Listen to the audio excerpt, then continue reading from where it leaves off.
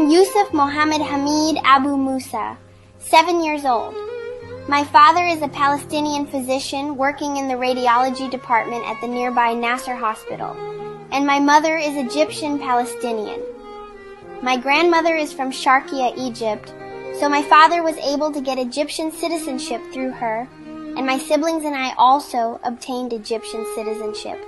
I have a sister named Judy and a brother named Hamid.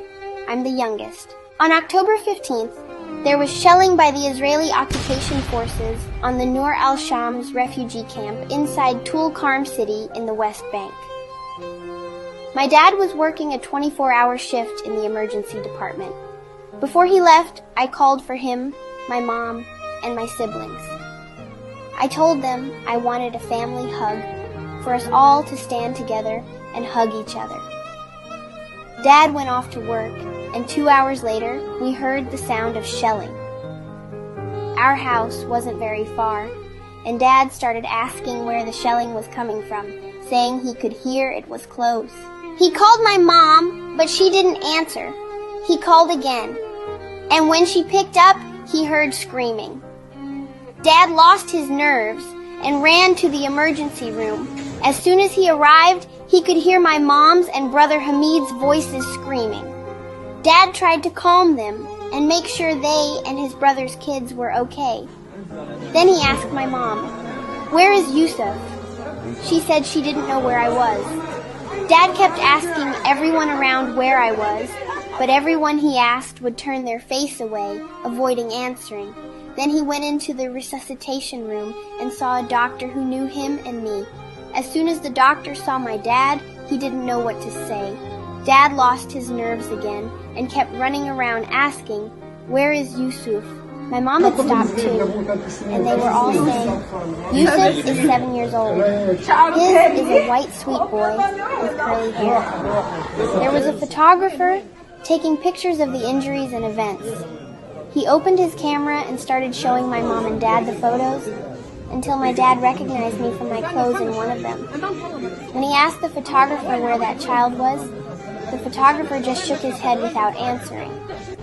Then someone there said, "I was carrying him and took him to the fridge," meaning the mortuary. My dad said, "I'll go see him. Maybe it's not him." But he couldn't walk. He was so scared. When he got there, he saw his colleagues looking at him sadly, and they helped him into the mortuary. When my dad went in, he confirmed it was me, Yusuf, his son, whom he loved so much. When he looked at me, he felt like he was dying. He also found my older cousin, just 2 years older than me, and another older cousin, and his sister-in-law, whose husband couldn't recognize her because she was just body parts. As for my injured cousins, one had a compound fracture in his thigh, arm, shrapnel in his abdomen, and burns.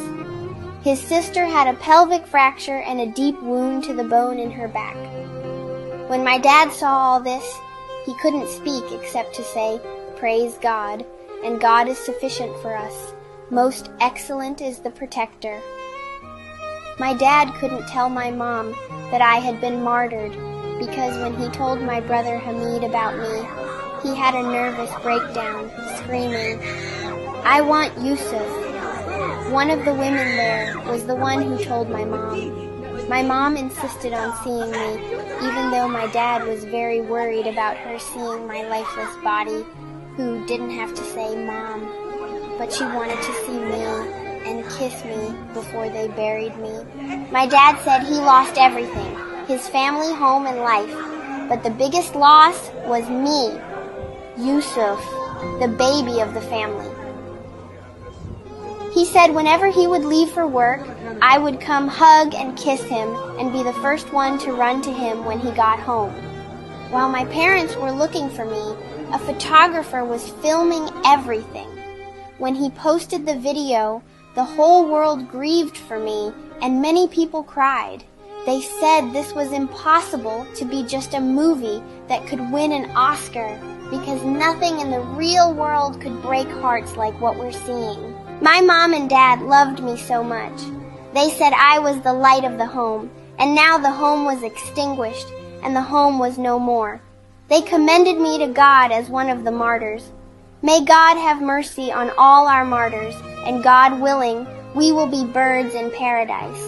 God is sufficient for us. The most excellent is the protector. My heart breaks to share this brutality taking place in Gaza and ethnic cleansing across Palestine. If your heart breaks too, contribute to stop this genocide.